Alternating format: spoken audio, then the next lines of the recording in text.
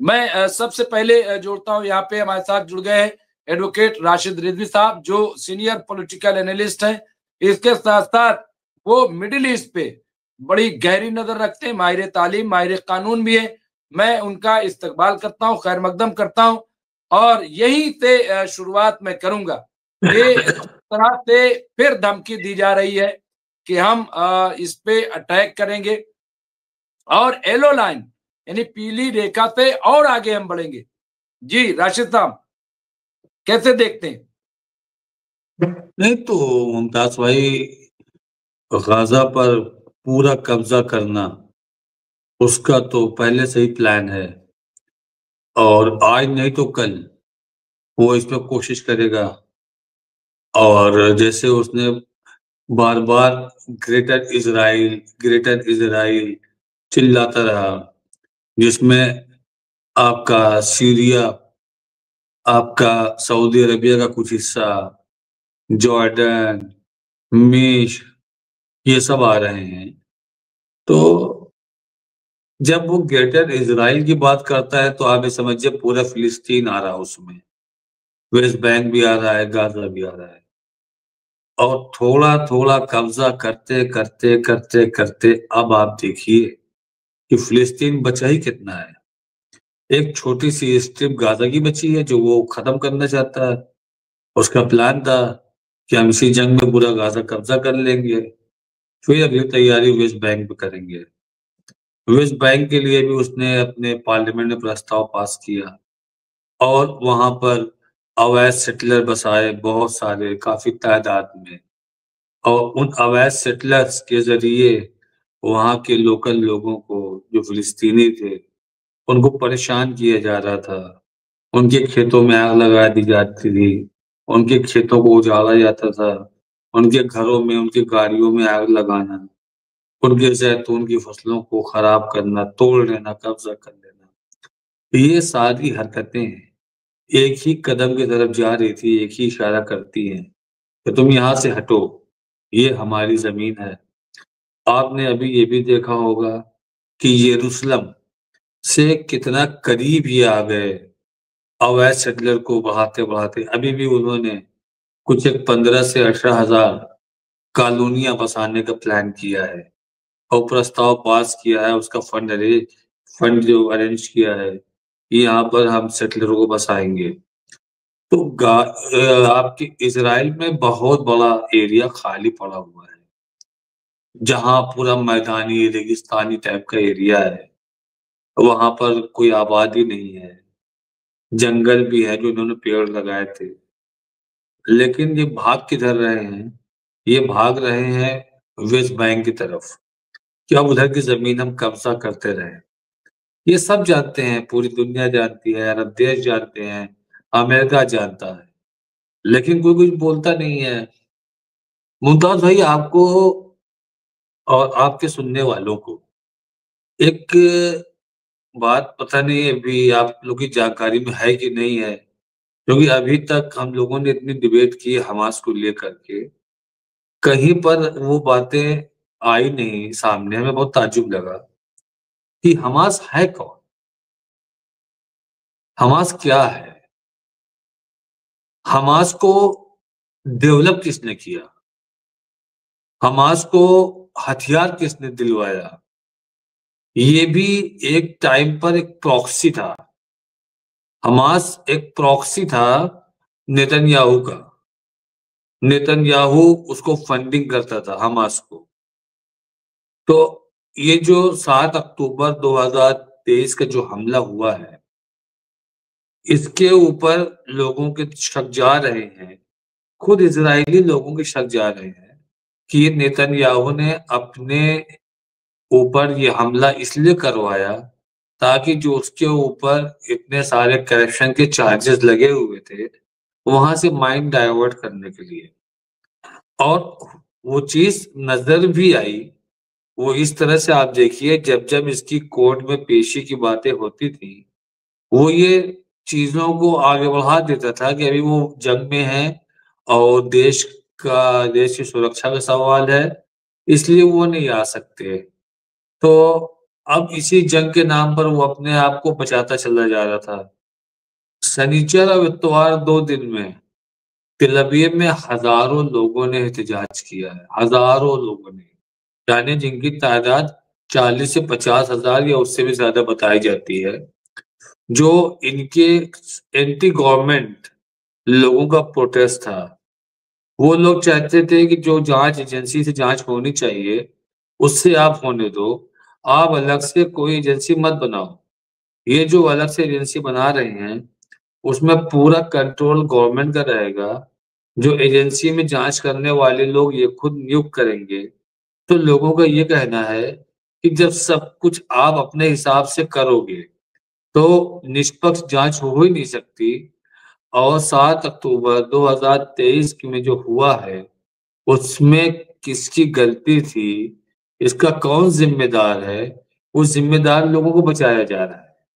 इसलिए वो लोग इस चीज को लेकर बहुत प्रोटेस्ट कर रहे हैं कि नहीं, आप कोई एजेंसी से जांच नहीं करवाएंगे।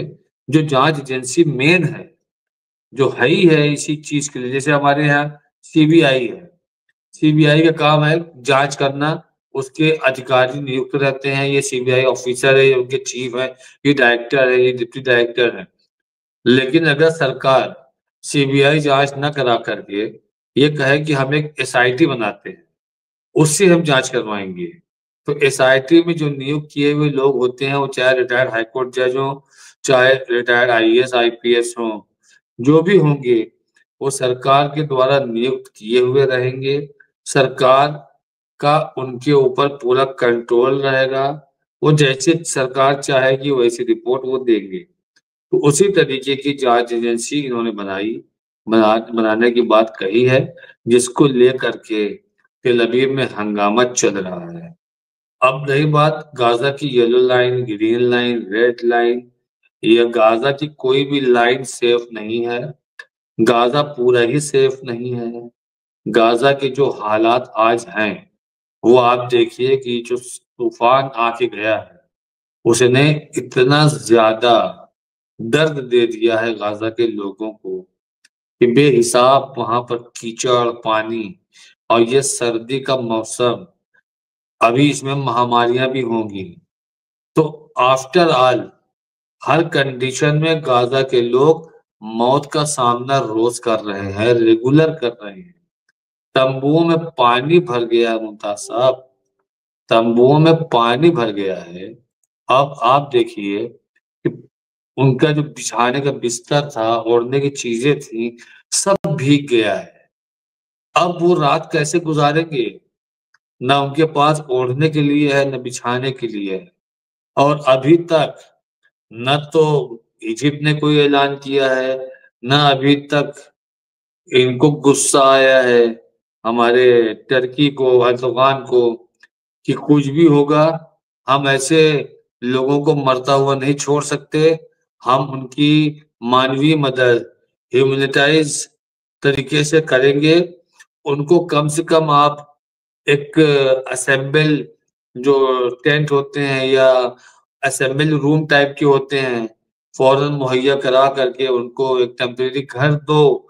उनको ब्लैंकेट्स, रजाई, जो भी समथिंग हमारे यहाँ बोले जाते हैं वर्ड, वो सारी चीजें बिछाने के लिए, मैट्रेस, गद्दे, वो सब आप दो, जो उनके लिए बहुत ज्यादा जरूरत है आज। वरना कितने तो बारूद से मारे गए, कितने बिना इलाज के मारे गए, कितने भुखमरी से मर रहे हैं, और कितने इसी में मर जाएंगे। हम आज गिनती गिन रहे हैं कि कितने लाख लोग हैं, कितने लाख लोग हैं। अगर इस तरह 2-4 साल और चल गया तो हम लोग लाखों की बात नहीं करेंगे, हम कहेंगे कितने हजार लोग हैं। ऐसे तो बहुत लोग मरेंगे जो ऐसे मर रहे हैं। इसमें तो इजराइल कहेगा इसमें मेरा क्या रोल है, मैंने तो कोई हमला नहीं किया। लेकिन जब सीज फायर एग्रीमेंट में 600 ट्रक पर डे की बात हुई थी, तो आप वो ट्रक क्यों नहीं जाने दे रहे हो? इसके लिए न टर्की बोल रहा है, ना इसके लिए कतर गुस्सा आ रहा है। क्या सऊदी अरब की तो बात ही छोड़िए, हम जॉर्डन और सऊदी अरब की तो हम बात ही नहीं करना चाहते। वो दाएं और बाएं हाथ हैं इजराइल के। वो जो इजराइल लाइन ऑफ एक्शन तय करेगा वो उसी पर बात करेंगे मुमताज भाई। हम गाजा पर जब भी बात करेंगे तो जॉर्डन और सऊदी अरब के चेहरे सामने आ जाते हैं, जिनको हम असल में विलन मानते हैं। जी मुमताज भाई।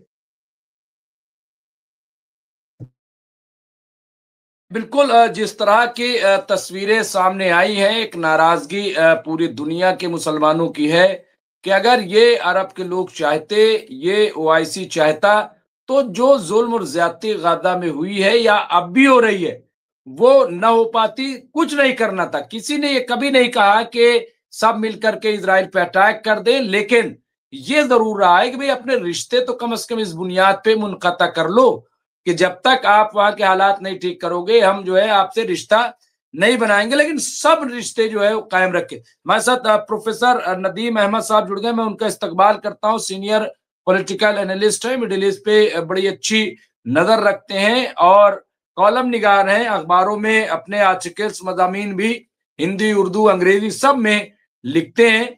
मैं उनका इस्तकबाल करता हूँ और बहुत अच्छा लिखते हैं, बहुत बढ़िया लिखते हैं, मैं उनका इस्तकबाल करता हूँ। एक और बड़ी खबर जिसका मैं अब जिक्र करूंगा और वो बहुत इंपॉर्टेंट है, हम लोगों ने बड़ी इस पे बातचीत की, पूरी दुनिया में चर्चा रही है न्यूयॉर्क में जोरान ममदानी की जीत के बाद, और ये था कि किस तरह से वो अमेरिकी सदर डोनाल्ड ट्रंप के आमने सामने, हालांकि वो मेयर, वो प्रेसिडेंट, जमीन व आसमान का फर्क था, लेकिन चूंकि न्यूयॉर्क बहुत इंपॉर्टेंट शहर है, अब ये खबर आई है, अब ये तमाम सुर्खियां बना रहे हैं लोग कि जो डोनाल्ड ट्रंप है अमेरिकी सदर, वो नरम पड़े, वो झुके हैं अब ममदानी के आगे, और ये कहा है कि हम बहुत जल्द ममदानी से मुलाकात करेंगे, उनसे बातचीत करेंगे, उनसे मिलने जाएंगे।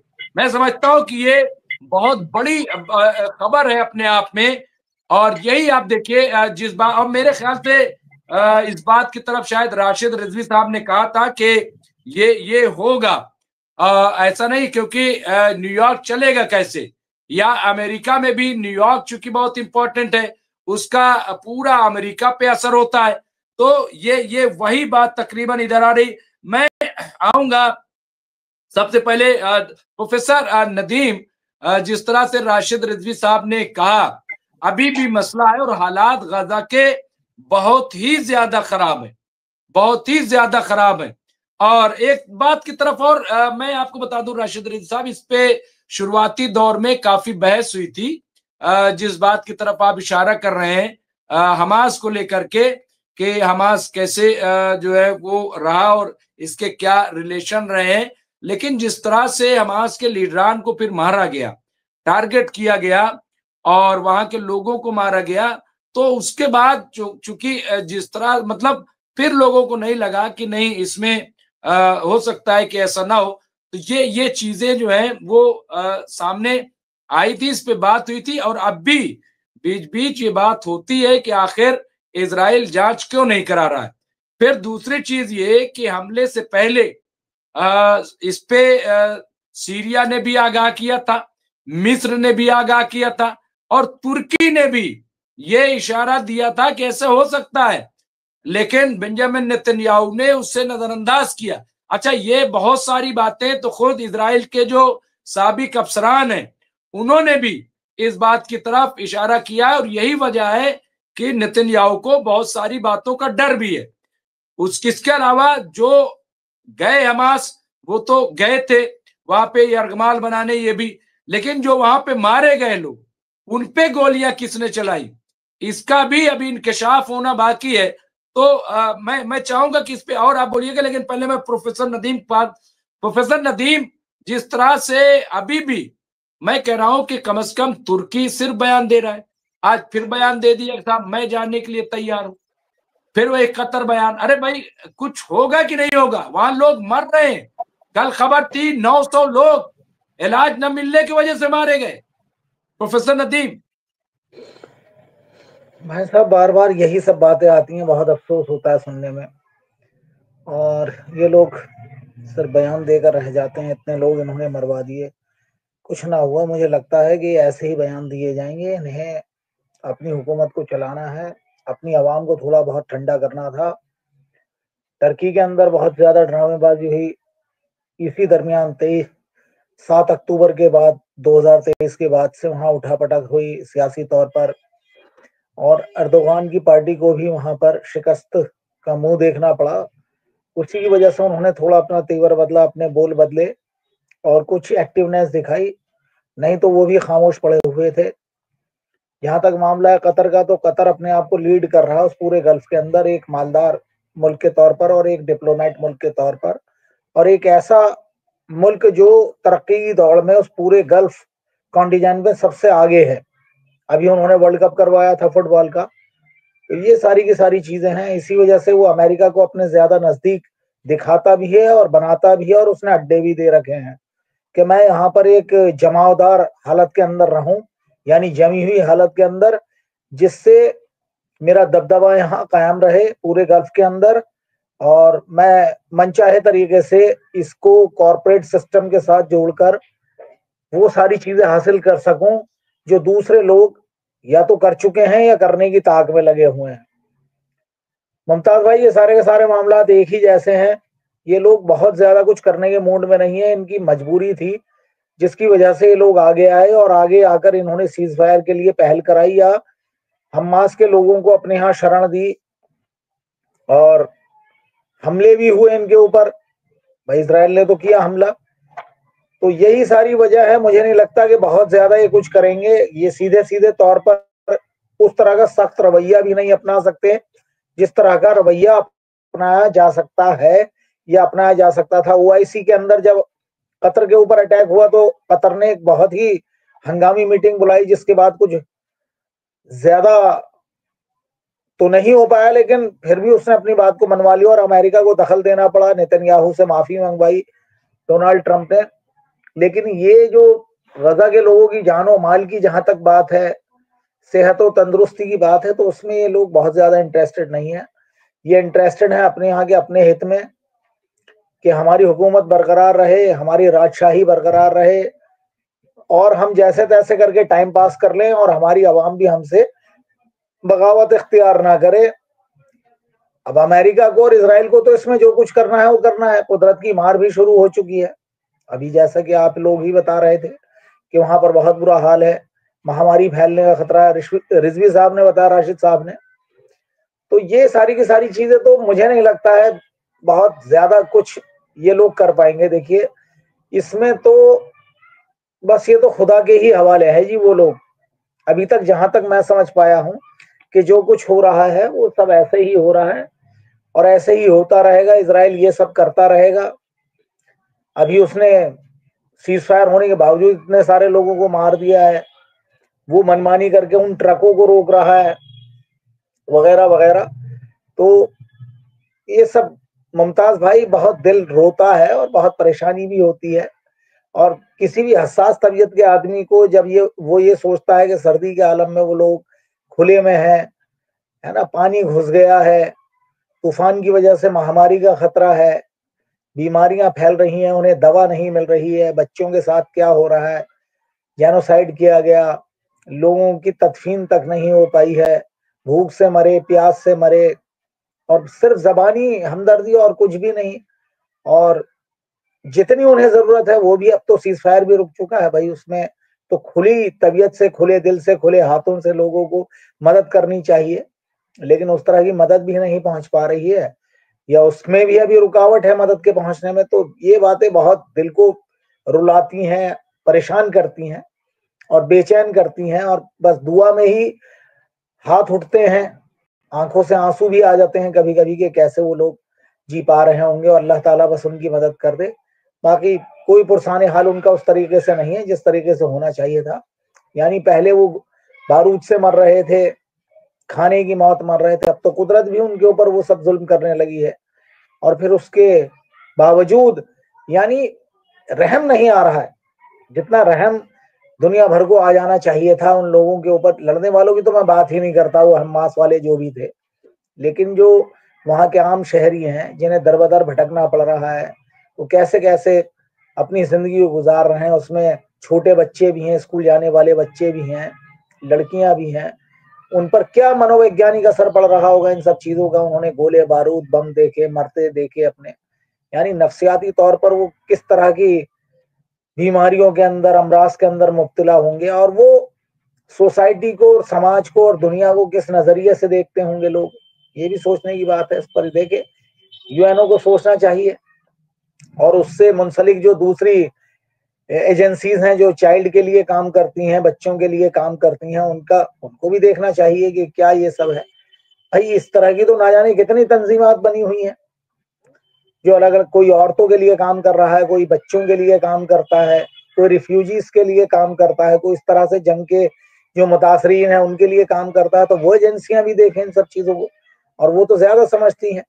यहाँ तो बहुत ही अजीब सा हाल है। मुझे लगता है कि खबरें वबरें भी उस तरीके से अभी भी मुझे लग रहा है कि सच्ची पक्की और बिल्कुल मुस्तनद खबरें भी अभी तक नहीं आ रही हैं, उस पर भी कंट्रोल है। यानी जो असली यूट्यूब वाली खबर तो मैंने कभी देखी नहीं। लोकल जो वहां की अवाम अगर कोई बनाए, जैसे उसे कोई दुश्वारी हो, मुश्किल हो, या करंट खबर इस तरह की आए कि यहाँ पर तूफान अभी आ गया उसकी वजह से, ये तो बहुत दिन के बाद पता चलता है। यानी खबर हमें अब मिलती है, उसका वीडियो बहुत दिन के बाद देखने को मिलता है, यानी सोशल मीडिया पर। तो सोशल मीडिया भी कहीं ना कहीं कंट्रोल्ड है, वो भी वो सब चीजें नहीं दिखाती है या उनसे गुरेज कर रही है। तो चीजें बहुत मुश्किल है, बहुत आसान नहीं दिखती हैं मुझे आगे के लिए भी। बस अल्लाह ही रहम करे और सब बेहतरी का मामला हो।